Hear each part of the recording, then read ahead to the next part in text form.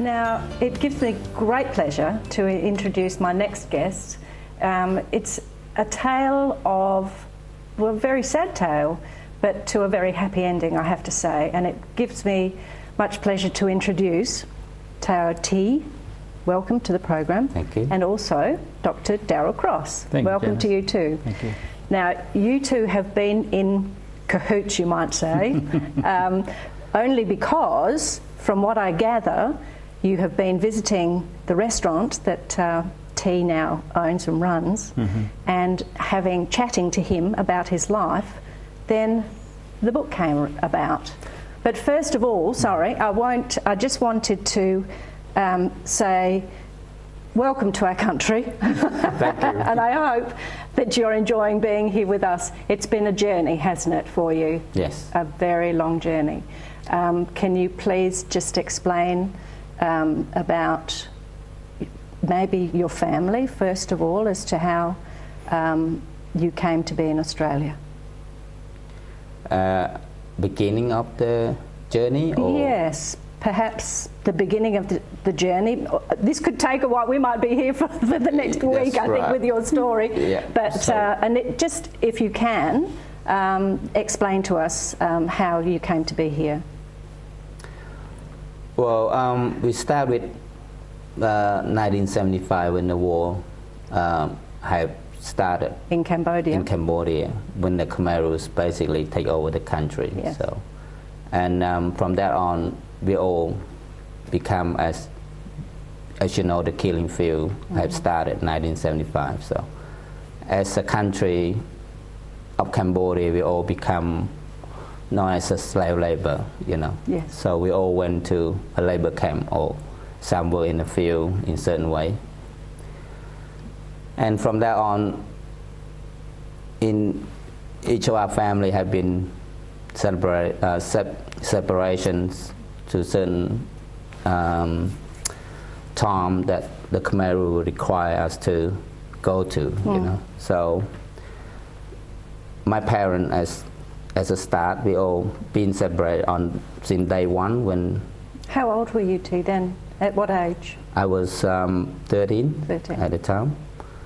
In 1975, when April 1975, when the Khmerus were just taking power.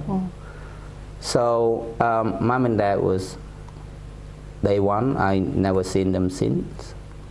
And a couple of weeks later, all my family also have been separated from us, each other, because we all got different age. Yes.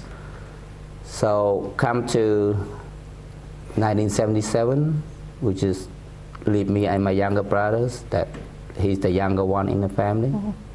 So in that 2 years, I able to stay with him until 1977, which is I become teenager, which is, that's what they say, become 15 or 16 years old. That's when you were given to working in as a slave?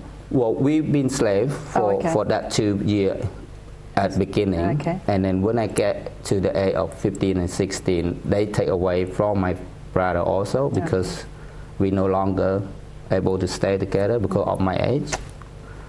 So on that particular moment, Cheng, which is my younger brother, he's still 9 years old, you know.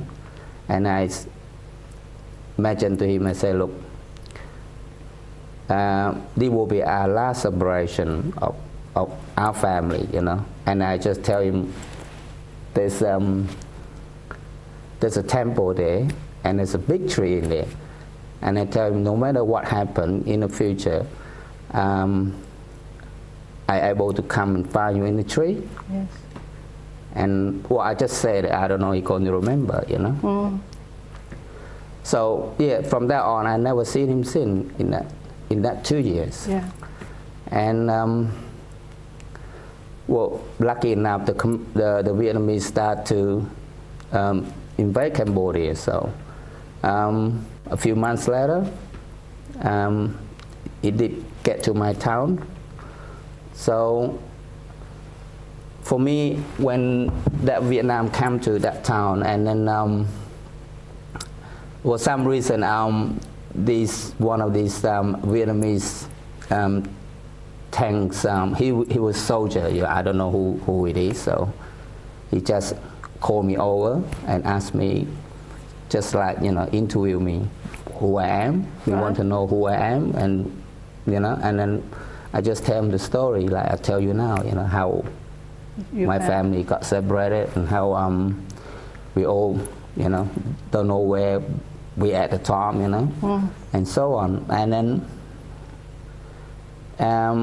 he was quite curious about my survival, and then he asked, and who else in the family that you've been separated? I said, my brother was just live next town to me, I haven't seen him for the last 2 years. And he said, how old is he? I said, he's about 9. And he's very emotional, because I don't know his story. Right. But he become very emotional. He said, so you haven't seen your brother since? I said, no.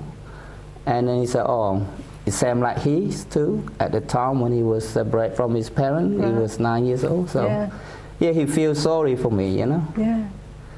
So in that particular moment, for me to see the people, especially when he was a soldier, and to try to help me, and for what it is, I was so amazing. And and then he said, tomorrow you come to this tank here, and then I will take you to find your brother. Is that right? And wonderful. And then I was so amazing. So the next day I went to the tank, and then here you go. He found it's a massive tank, and then he said, look, no matter what happened, you stay behind the tank, right? And then I hope we will get there and find your brother, And I was so amazing how a Vietnamese soldier that really find our country and try to save myself, and then try to find my brother for me. Is that moment for me, I just... Something you'll never forget. Unbelievable. Unbelievable. Now, but you have a big family, and I do believe that it's your grandmother that is very special to you. Yes. We have a photograph of your family here. Now, that's of your grandmother there. Yes. The lady in the middle. And the rest of your family. Yeah, the only photo that really left entire family, that after the war we got nothing left. No. That photo that you see, that is come from France. Okay. It's one of my auntie have took to the France in the 60s maybe. Yes. And and she was visiting us a couple of years ago, and then she gave us that photo. That's only one photo we got left, entire family. And this is the photo I take in a refugee camp with my sister. Sorry to interrupt you, but Daryl, bring you into the conversation. Sure. Just the way that you two met, I think that's lovely. Sure. That you were having dinner in the restaurant, and just conversation that you do, and you began learning more and more about this man and his life story, and decided to actually write a book. Well, and it's really like that, Janice. I mean, my wife and I have an office about a block away from T's restaurant in O'Connell Street at North Adelaide, and so we'd go down there after work on many occasions, and as it happens, towards the end of the night, this man becomes less busy and he starts to say hello to his customers. So he pulls up a chair and starts to tell the story. And often when T would tell his story, he'd become quite emotional and quite teary. And after hearing, and it had a profound impact on myself and my wife, and we'd go, wow, this is amazing to have this hero amongst us here. And a story that none of us have ever experienced. I mean, we're blessed, we're privileged in this country to have this country and to have this lifestyle. And to hear his story is just remarkable. A survival story. And I said to him, you got to tell us the story, do a book.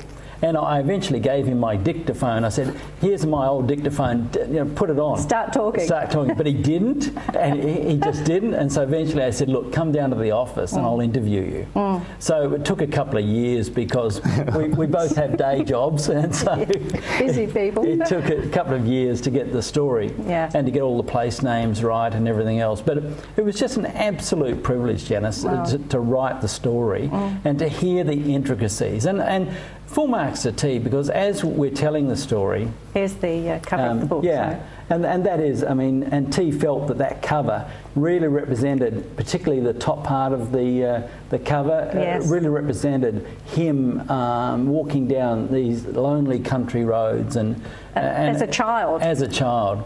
Where everything was desolate and bombed and war was all around. So it's quite remarkable, and often as he was telling the story, he would feel deeply traumatised and very tearful going through, and he would often stop. To relive it. I mean, you are obviously telling your story, you are reliving those emotions. So, very difficult. Very difficult. Because there were times, T, when you were telling it and you'd say, stop, because you could smell the death and smell the blood and smell the flesh. And there were times, because you had death all around you in the killing fields, and even when the Vietnamese liberated your country, there was still a lot of death and dying, and you were still trying to escape. And so all of those memories flooded back to you.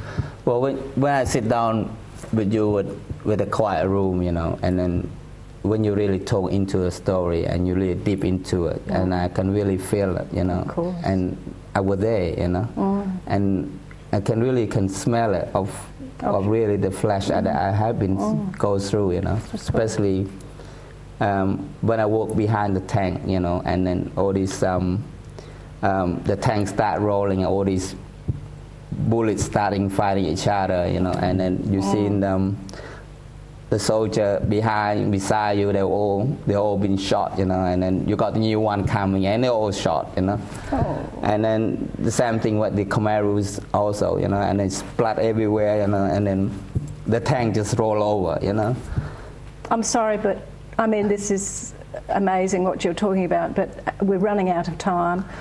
We could go on for another hour or more. Sure. I know. I just want to let people know where to find you. Your restaurant is called The Regent Thai in O'Connell Street. We have a picture there of your restaurant. Please visit. Obviously, it would be lovely to catch up with you and hear your story firsthand. Thank you. And enjoy the food. Thank you both for coming in. Thank you, Janice. And yes, thank you so much for your time. Thank you, Janice. And I look forward to reading. Good. Thank you. Thank you. Thanks so much.